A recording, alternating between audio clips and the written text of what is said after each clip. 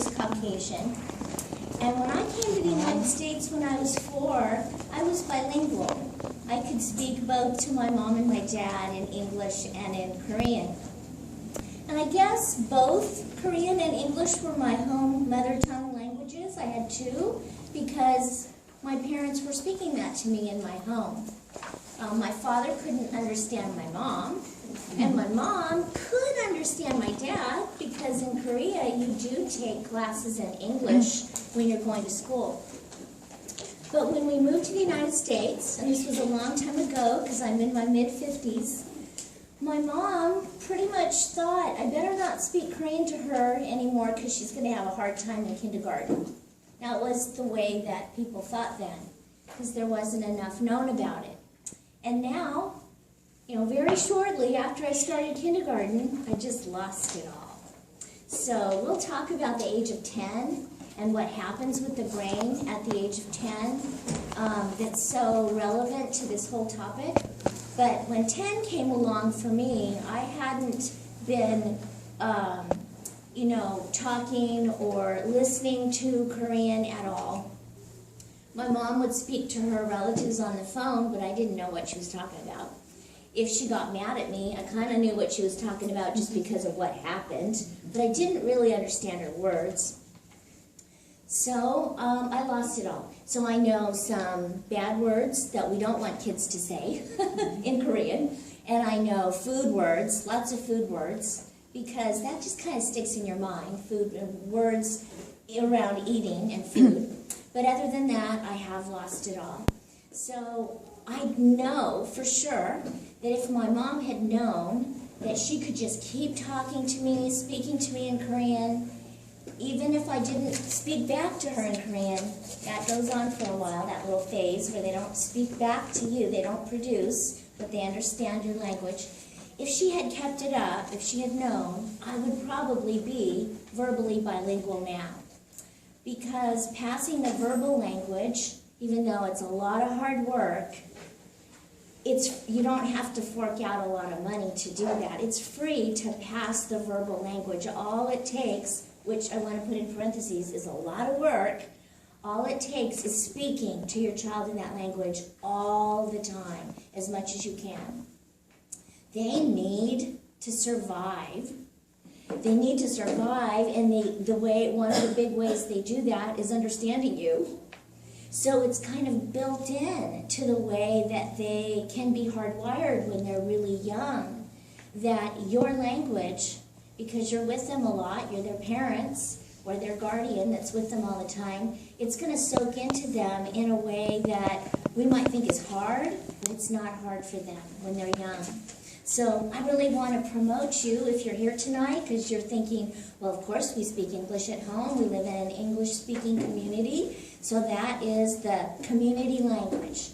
But I have my home language, my husband has his home language, and we want to pass those other 2 languages to our children. Or maybe it's just 1 language, or maybe it's 4 more languages, but you might be here for that reason. Or you might be here because you're totally monolingual, your whole household is monolingual, but you want to send your child to some kind of an immersion program, even starting maybe in preschool, just to get them exposed, and then you're going to want to stretch that further past the age of 10, so you can feel guaranteed that it will stay.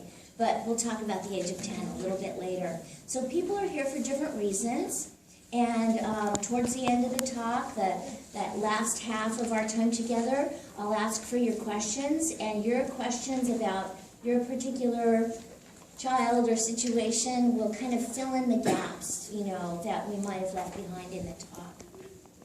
So just looking at the handout real quickly, let's just look and see at what we're going to talk about, and then we'll go back to the beginning. So just 1 through 6 tells you the sequence of how we'll talk about things. The first 3 major things on the front page we'll just go over very quickly. And then the back of the front page, we'll talk a little bit more, spend a little bit more time about different stages of brain growth and how that is relevant to how children can be learning 2 or more languages at those stages. And then the second page is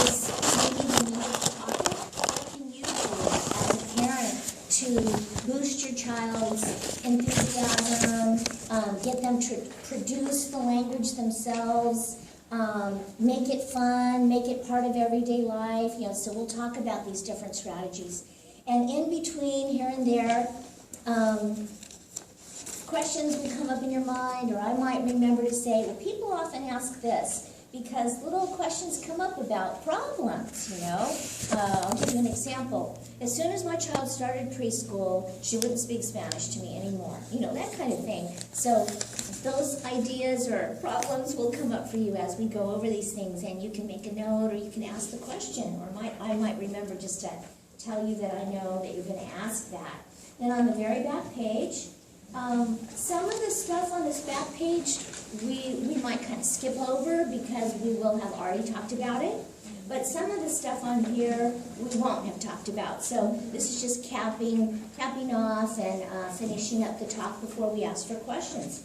So the values of being multilingual or bilingual. So bilingual is if you have 2 languages. Multilingual is if you have more than 2.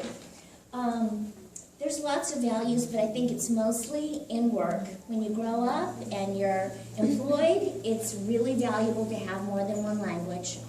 In school, for kids, it doesn't put a huge value in there for them, but they're gaining the value, right? They're learning it. So you got to start somewhere. They might not think it's such a big deal when they're learning it, but when they've learned it and they're grown up and they might be using it, they're going to realize how valuable it really is. So it's one of those kind of things. Some people say that kids who have more than 1 language have bigger vocabularies. And I would say that's probably true, because 1 language might have words that have meanings that another language requires you to say 2-3 sentences to explain. I love the word in German, Schadenfreude. It means, getting a little joy out of someone else's demise. Good word, isn't it? It's a funny word. You could just say 1 word in German and you know what that means, but you have to explain it when you say it in another language. So having more than 1 language can definitely build your vocabulary. Lots of studies say that kids who have more than 1 language are more creative. I really don't know. But I know that your child is probably more creative with their more than 1 language, right? Everyone thinks, oh, my child's more creative because they have more than 1 language. Maybe that's true. I really don't know for sure. But you can look at that yourself with your own child. It's something that you can ponder. But researchers say that they think that's true. So the challenges. I just want to admit, it's a huge challenge. Even though you don't have to pay anyone for the language coming out of your mouth for your child to imitate, you don't have to pay for that with money, it's still a challenge. It still costs in a way. It costs your time. It costs your attention, remembering to speak it. It costs your frustration when your child doesn't get on board quickly. It costs your fear that you're doing all of this hard work and it's not going to show anything in the end. There's a lot of costs, but it's maybe not with money right away. So when does the money come in? Probably when they get to be about 5 or 6, and you want to send them to a program to learn the reading and writing, the literacy of that other language. That's when it might cost a little money, or a lot of money, I'm not sure. But just passing the verbal language doesn't cost money, but it is a challenge. It's a huge challenge. So if you plan on doing it, I'm thinking you're going to be on a mission. That's going to be your mission, that you want this and you're going to keep paying attention to it. Sometimes in a family, one parent really wants to pay attention to it and the other parent really doesn't care that much. And I want you to know that the parent who doesn't care that much, they're not doing anything wrong or bad. They're kind of just being honest and admitting, it's going to be really hard. I don't know if I can actually keep it up. So that's just the reality of it. It's not easy. There are some other challenges in that some people are worried that if you're practicing more than English in your home, and you're trying to really get your kid to absorb your other mother tongues in your family, other than English, that you might fear that no language that they obtain will be very strong. And I can't speak to that and say to you, no, that's not true, or yes, that's absolutely true. I don't know if anyone could really say to you the absolute, but I could say this to you. Over the last 37 years or so doing this kind of work, I don't feel like you need to have a big fear about that. Like, oh, I wonder if my child won't get good at any language. What I see happen is that the language or the languages that they are actually learning the reading and writing part in, not just the verbal part, but the reading, the literacy part, those languages become incredibly strong. They become fluent, right? They can speak it, they can read it, they can write it. Once you start writing it, even more than reading it, once you start writing it, everything changes. It really gels for the person who's learning the language. So that's what I see, that the languages they're learning their literacy skills in get very, very strong. So I think a person can have met more than one really strong language by the time they're grown up. Okay, and then the ultimate language goals. I'm just going to tell you what I think you should do, even though I shouldn't tell you what to do. I'm going to tell you what I think you might want to do just to relax, because the reality of it is, what if you have an 18-month-old? You might have an idea about what their temperament's like, you might, but you know, in 3 years and 10 years, that child might be really different than what you imagine now that they're going to be like. So it's hard to know what the child is going to grow up to be like. Will it be a child who has a propensity for languages? Will it be a child who, you know, has extra smarts in some other area that's not languages, that's not even language or word related? Maybe they have great smarts in their kinesthetic abilities, you know, or their music abilities, or their math abilities. So your child is going to have special talents just because they are who they are.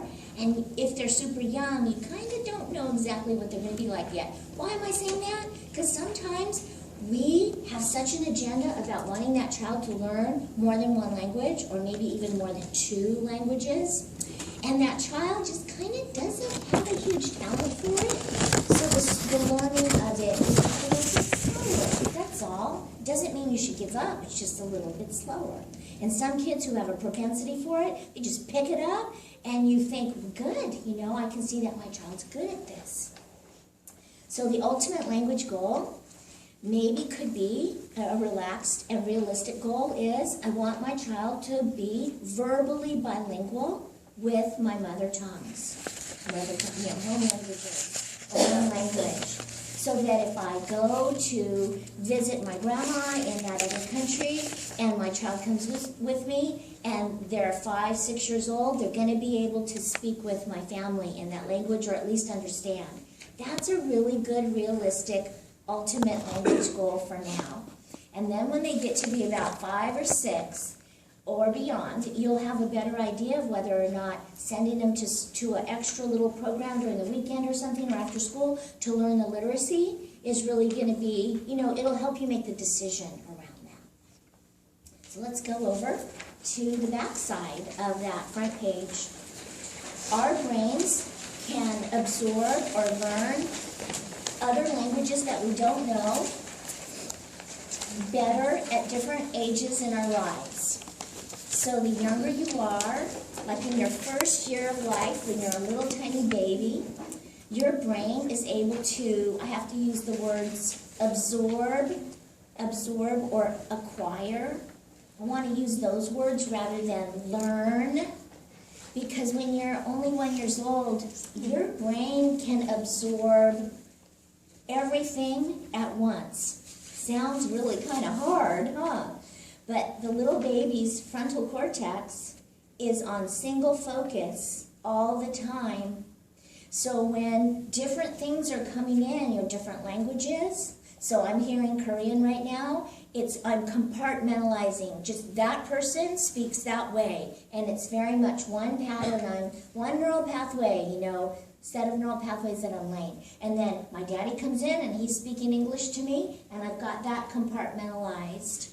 So in a way, the young mind, the really, really brand new brain, it has this ability to, without stress, deal with a lot of different pieces of different stimuli like languages, and they're not, research shows that the brain isn't convoluting them all together, but instead it's compartmentalizing them. And so over time, that young child's brain, single focus on that, single focus on that, single focus on that, it's easier for the child to acquire it because they have single focus. It's hard to explain. So I'll just say one more thing about it and then we'll move on. The young brain doesn't have the ability to hold a whole bunch of big focuses that are all different, all together at once. They deal with them in compartments. And because of that, when the different languages are coming in, it's not hard for them. It's not confusing for them. They don't feel like it's all mixed up. That's a hard one to explain. But let's go on. When you're about 2 years old to about 7 years old, and that's a huge span, isn't it? It's a huge span of years. Your brain is still operating with that single focus most of the time. But when you get to be about 6, 7 years old, your frontal cortex starts to be able to focus on many big things all at once. And that's why it's easier for the 7-year-old to learn how to read and write than it is for the 3-year-old.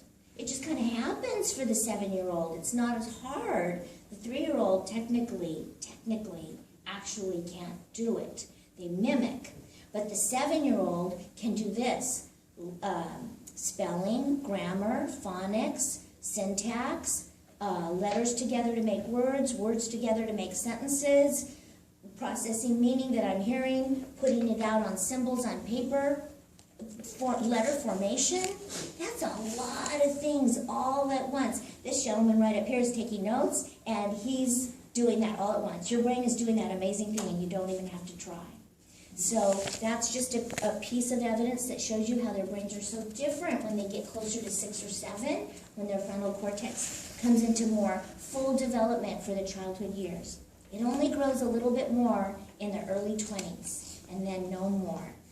You just deal with what you have after that. But this birth to 7, huge growth. And that's why at 7, they're more logical. It's not what you taught them. It's partly what you taught them, but a lot of it has to do with just that their brain grew and changed. And they'll have better memory. They'll have better forethought, planning ahead. And they'll have better nervous system control and impulse control. And they'll have multi-focus. They'll be able to think of all those literacy things that I just named off all at once and do what this man is doing right now. So when you get to be past 2 years old and you're in that thinking stage between 2 and 7, then you can be thinking about your child closer to 5, 6, taking those literacy classes outside of school, to boost their literacy in the 2nd or 3rd language. And then the age of 3. We'll talk about this again a little bit later, but it's good for you to know.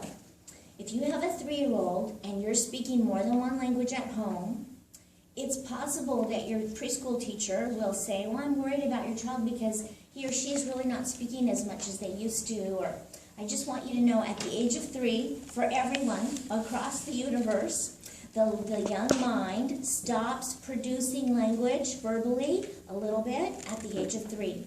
So even if they were jabbering away up until about 3, the 3rd birthday comes, they're getting into their 3rd year, and then you start thinking, am I not reading to you enough? I must not be talking to you enough. Because now you're whining way more than you used to. You're being demanding and grunting for things instead of saying, I want my pink juice in my purple cup. Now you're saying, and you're thinking, what happened?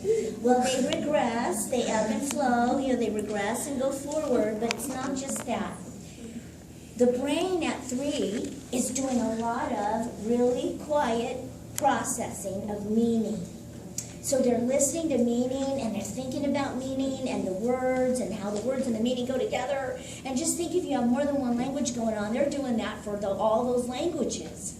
So they're a little bit quieter with their 3. And I know what you're thinking right now. You're thinking, you are not at my house, Sylvia. They're 3 and they're not quiet. I know what you mean. Maybe they're screaming and, making a lot of noise. But the production of words and the progression that you see in words, you might feel like, what happened to it? Well, I promise, at 4, they're not going to be quiet. You're not going to be able to get them to be quiet. They're going to be talking and talking and talking and talking, because the 4-year-old brain just blossoms with language. That's when it really explodes. It's not at 18 months, it's not at 2 years old, it's really at 4 years old. They just ask questions all the time. They want to tell you jokes that aren't funny. They tell the same joke over and over, and they think it's funny, like you've never heard it. The little boys, and it's true, it's not a bias. The little boys start doing a lot more poo-poo, pee-pee, I see your butt, bathroom talk. They think it's so funny, and it's just a phase. It'll fade away. And the girls, sorry moms, but they get so sassy and so demanding and bossy with their mommy. I mean, daddy gets some of it, but mommy, just the 4-year-old girls just let it rip with mommy. And you feel like, what happened to my angel girl? What did I do wrong? It probably wasn't you at all. It's just that the 4th year is very, very, very hard, I feel. So at 3, back to language, they get a little bit quiet because they're processing a lot. That doesn't mean they don't scream. They're just not talking as much. But do they understand? Oh yeah, they understand everything. And you better be careful about what you think they understand and don't understand, because they understand everything. I'll tell you a funny story. This is years ago, because these kids are all grown up. My girlfriend's driving her kids in the car, kids in the back seat, 5 years old. He's holding a little goldfish in a plastic baggie that he just got, and she's worried that he's going to squish it to death. She's watching him in the rearview mirror, and she's talking to somebody on the phone while she's driving and talking about how she needs to put her mother into a home. She thinks her 5-year-old, she doesn't even think about her 5-year-old listening. Next time they're with Grandma, he starts telling her all of it. Grandma had no idea. So they do understand. They are listening, and they're so keen on how you feel about things. When your voice goes up, like, well, I don't want that. They're like, what is she talking about? They're very curious about, what does this language mean? What does this emotion, what does this look on the face mean with these words? And then they start talking to you. So if you see it say a curse word when somebody cuts you off, next time somebody cuts you guys off and he's in the car, he'll say it for you, because he knows exactly where to plug it in. So I'm just saying, even though they're 3 and they might not be talking as much, they will not stop talking when they hit 4. And be careful what you say, even though they're not talking as much, because they're totally understanding, and they will repeat what they hear, like a little parakeet.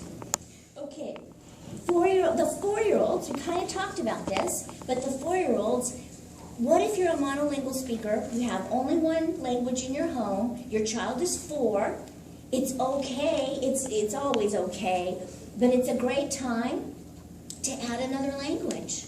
What if you're saying to yourself, well, we didn't even have another language, and now my kid's 4, and they're going to go to, or they are in preschool, and they're going to go to kindergarten soon, and we've never had another language.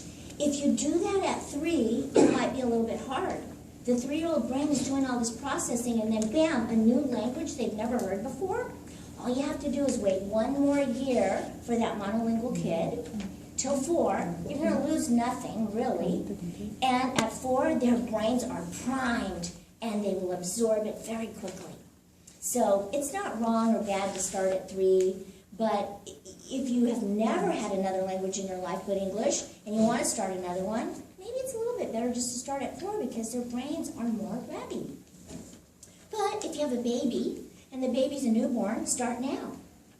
If you have a 2-year-old and you've never spoken your mother tongue at home, start now.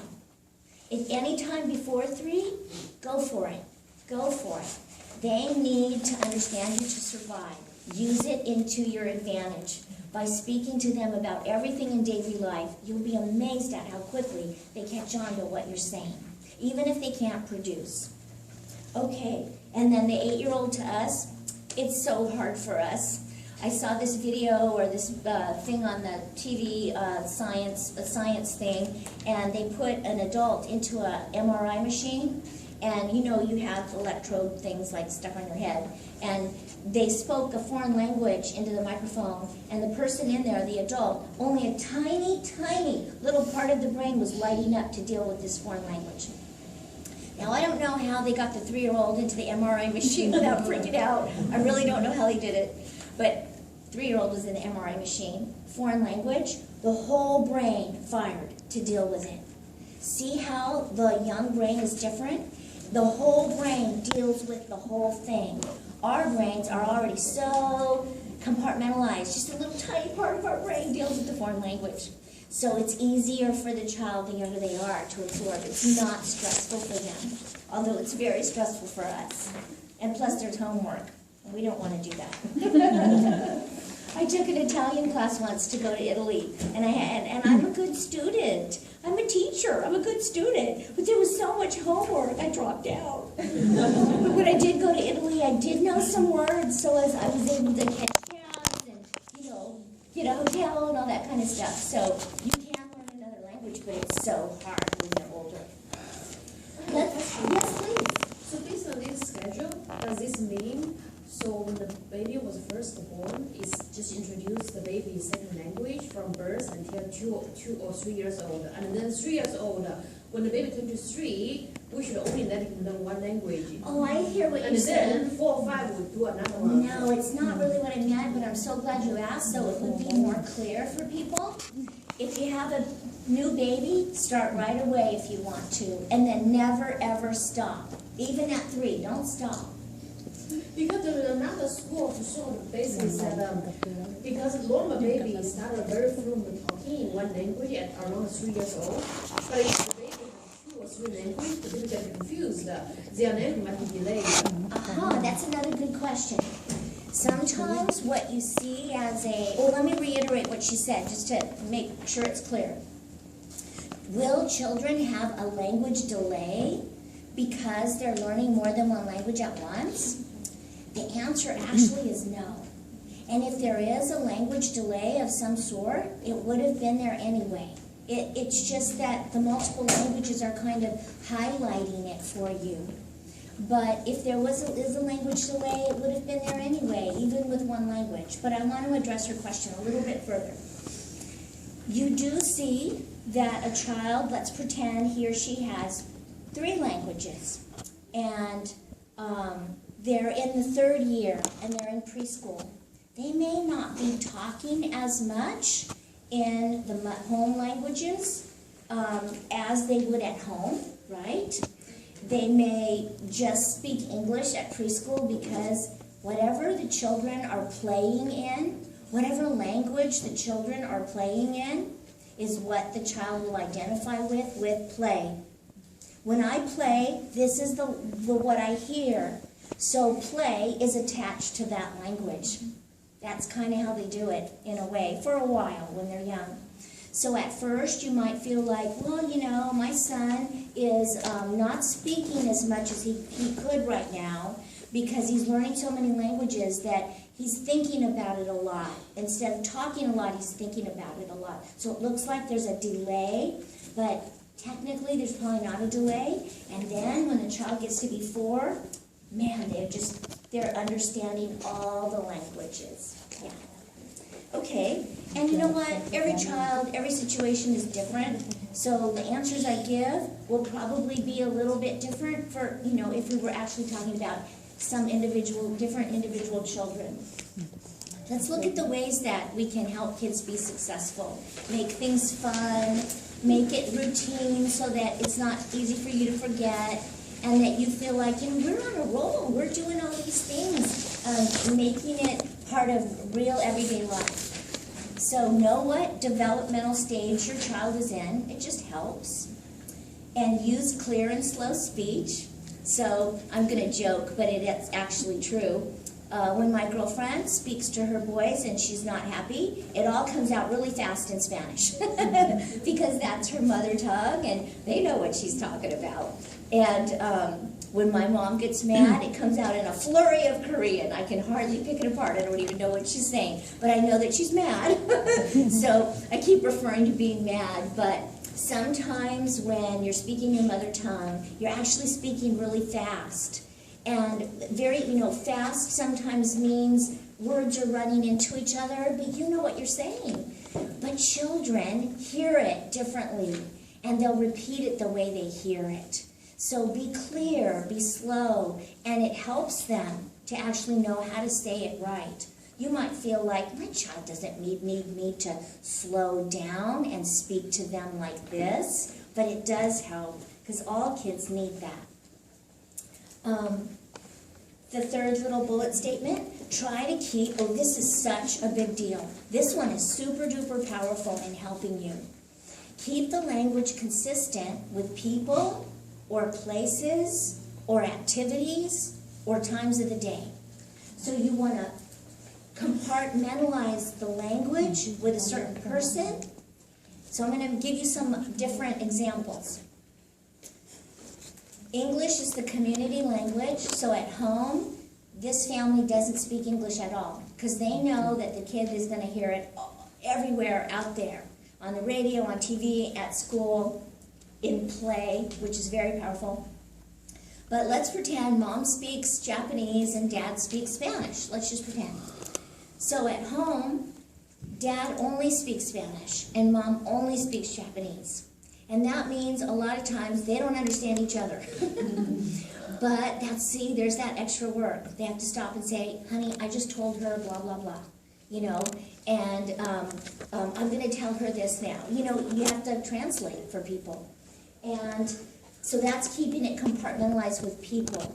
I cannot tell you how powerful that is. Over time, that is your magic agent that makes the child really start taking it on and using it. They just know mom speaks this way, dad speaks that way. In order for me to do things with mom, I have to understand this and start producing language, and the same with daddy. And even at 1 year old or at 1.5, 2 years old, research shows, for example, daddy might try to say some things in Japanese that he's learned, and he says them right. But the kid looks at him like, you don't do that. And might look at mom and kind of like, daddy's trying to do what we do. They know that it's separate. So lots of questions come up around that too that you might want to ask, but like things like, should I actually speak the language if I really speak it badly? Things like that. Like, do I really need to be accurate with the accent? Things like that you might want to ask. So anyways, there's no bilingual police that's going to come to your house if you do it wrong. Yes. So I have a question. My husband speaks Spanish, I speak Spanish, and I've noticed he translates to my daughter. She's 5 now. She's not, she's over 7, she's only speaking now, learning to write and read in both languages. Good. We're trying to actually foster that part. We want her to actually be truly trilingual. Yes. Hopefully more later on. What does he speak? I didn't hear that. Finnish. Oh, Finnish. Okay. But what he does, he translates to her. She says it first in Finnish, and then he translates to English.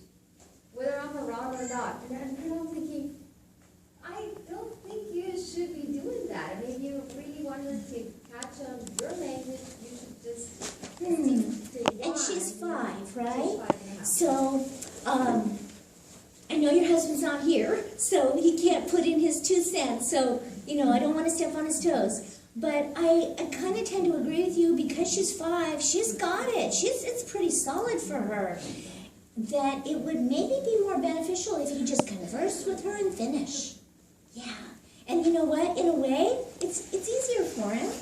Tell him it's easier. It's okay.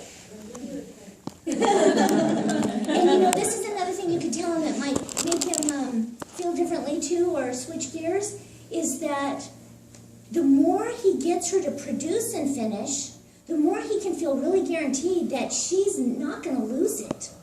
Yeah. Yes. My 3 years old, he fully understands Portuguese, Uh-huh. and he has a very good English. He speaks very good English, Good. better than me actually. But he doesn't speak in Portuguese. He understands. He do what I say. Yeah, don't worry. He's only 3. So I think that he's in the stage that you made, that he's not going to be producing too much. Yeah. But it's funny that he produces a lot in English, but not so much in Portuguese. Does he go to preschool? He goes with Yeah, they speak English when they play, so it's become a very strong thing for him. But I want to highlight the bonus of your situation.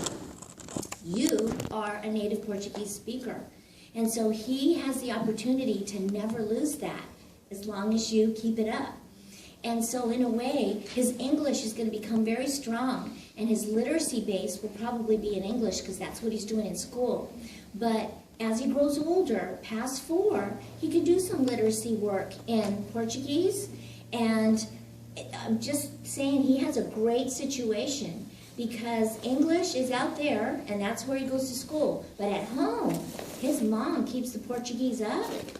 As long as you're around, you're going to be able to keep on giving him the Portuguese. So it's really valuable.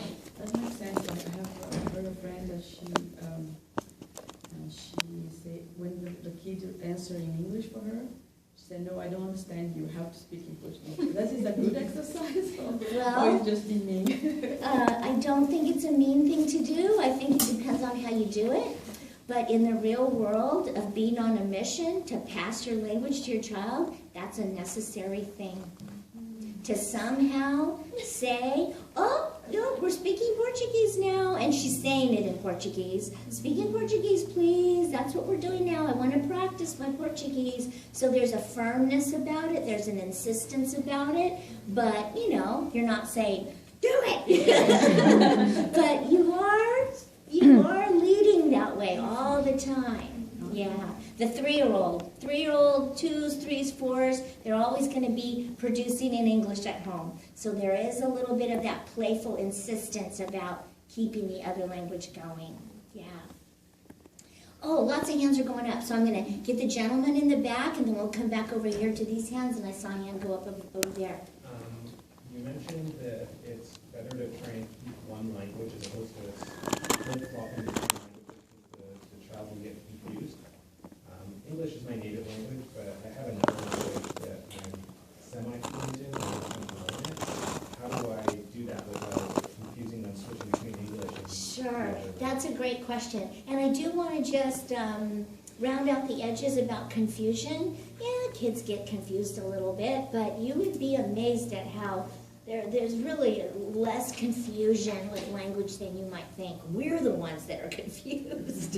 Actually, I didn't want her to snicker and laugh at me. It's never, Okay, I have some ideas. If you have a certain plaything that you do with her or a game, do it only in that other language that you want. What's the other language? Hebrew. Or, I'm just going to make these up off the top of my head. Because you want it to be pattern-based, routine-based. Saturday morning, you wash the car. She always helps you. Everything you do with washing the car is in Hebrew. Everything, you talk about the water, the color of the car, don't scratch the car, the sponge, the soap, the hose. Everything's in Hebrew. So that whenever she comes to wash the car, her mind goes to, oh, I know what we speak when we do this. So instead of compartmentalizing just with you, the human being, you're going to now attach it to an activity that happens during a certain time of the week that she looks forward to, and that really helps. That kind of thing helps. Let me give him one more example. Because we're talking about that example we kind of got stuck on, and then there were questions. You could also, this is for everyone, make little words in that other language, like in Hebrew, and, type them or print them out, cut them out, and maybe you're going to choose the kitchen. And you put one on the back of the chair that says chair. You put a word by the clock that says clock. You put a word on the stove that says stove. You've labeled things in the environment with Hebrew, written in Hebrew, of course. And children they think that's fun. Because while you're in there, you could go, oh, stove. stove in Hebrew. That's a stove. That's the word for stove on the stove. After a while, they're going to be saying, Daddy, make this word. Make the word for this. Print it out. And they'll want to stick it on there. Pretty soon your kitchen will be filled with words, right? But in a way, it helps you too, because when you step into the kitchen, there's all these words, and it helps you remember, oh yeah, I want to just be speaking this language right now. So that makes the room literacy rich in the language that you want to remember to do. It makes it fun for your kid. Your kid gets on board and wants to embellish the whole thing, and you can switch to another room. So got to give you one more example, and then I'll come to your question. One of my language professors said she did this, and none of us believed her. She has 4 kids. They're all grown up, and kids of their own, right? And she said that she married another language professor. So when they had their kids, they decided to do an experiment on their kids. They know English and then 4 of the Romance languages. I think it was Italian, Portuguese, Spanish, and French. No, you know what? I take it back. They only knew 4 languages. They didn't know French. It was Italian, Spanish, Portuguese, and English. And what they did was they spoke a different language consistently in different rooms of the house. So in the kitchen, it was just this language all the time, all their childhood. English, this room, all the time, all their childhood. We said, oh, Dr. Paraguay, that sounds crazy. You didn't do that. She brought in her son the next week, and he came in from work, and he said, it's true, my parents did that, and he said they ironically still live in the same house. So he said, when all my siblings come to their house, you know, for holiday, he said, we don't even think about it. We start speaking the language in that room like we always did. And they are, you know, they have 4 languages. So compartmentalizing is very, very powerful. It takes time. But it's a trick on that child's brain because it's how that child's brain operates. So you're going along with how the brain already operates. Yes? Just a similar follow-up to that. English is my native tongue, and I am fluent in Spanish. And I'm not concerned about my daughter knowing English, so I don't really care as much about that one. But I try to speak Spanish whenever we're around anybody who speaks Spanish. Good. So that's one way to compartmentalize. But sometimes I just, at home, I will mix words, or I will switch into it, or I'll put a program on in Spanish, and then she'll sort of start speaking Spanish. And whenever that happens, I try to just do it as long as she'll do it, because, like I said, I'm not worried about English. Yeah, and she's enjoying it. So is that confusing, or should I, because I'm not compartmentalizing, I'm just trying to evoke as much Spanish as possible. Again, there's no super big right and wrong to things. Just kind of following the formulas that we know are helpful, like compartmentalizing in general. But I want to speak to what you said about mixing words up. Somewhere in that, on that page that we're on now, it says to avoid mixing languages. So, you know, when my mom speaks in Korean and she wants to say Target, she says Target, right? You have to mix up the languages. But remember, kids are following patterns of speech. They can't help it. That's just the way their brains are. So if you really, really want her to understand the distinction between Spanish and English right now while she's young, try to say the sentence all complete in that same language, and then you could just say it again in the other language, complete in that language, the whole sentence. Instead of saying something like, ¿tú quieres water? You know, you would say it all in Spanish or all in English, and you could say it twice, back to back. And they say that even 1-year-olds, you can start saying, ¿tú quieres agua? That's Spanish. And do you want water? That's English. You can even start that early to just start to make the distinctions. Well, she did sort of what you just said, like at age 3. She's been exposed to Spanish since infancy in her daycare, and at age 3 she sort of stopped, and then now she's 4 and she's doing more. But she's mixing it all up with That's okay. with whoever. If she's mixing it up, it's okay. But us being her model, we're gonna stay really consistent, at least until she grows up enough to know that it's being mixed up, you know? Yeah. Yes. My husband are both monolingual English speakers, and our daughter's in kindergarten, and we've enrolled her in a Spanish class that's once a week for an hour. Great. Is that enough to kind of qualify for? That's a really good question. You qualify for that's really gonna do something for She's her? 5, she's in the, that age Yeah. range. Is it enough to make it stick? Anything that stays consistent for a long time. So once a week, I'm just making a guess, for many years. Once a week for many years. It is going to be helpful for her. It is going to build some kind of a base of information. And then I just have a little suggestion.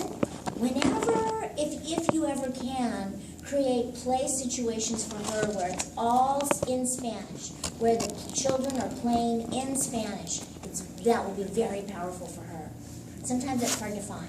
But you can Google, groups in Mountain View around that. You will find stuff, little play groups that are going on. Yeah. Yes. I have a question because me and my husband, come from a bilingual country. Okay. And we speak to our daughter in one language, Okay. and between each other we speak the other language. Okay. And then the friends we have here, languages are Catalan and Spanish. The friends we have here, they are all from Spain, so they speak Spanish. Nobody speaks Catalan, just us in the house.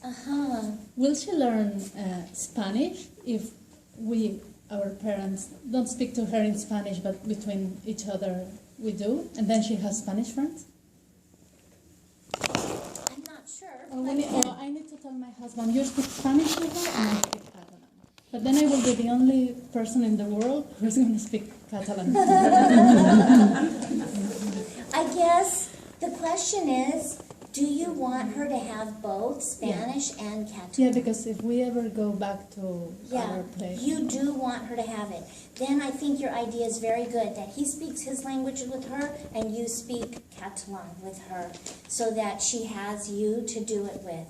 Otherwise, I think it's very hard to know whether she'll actually acquire it just hearing you guys talking to each other. And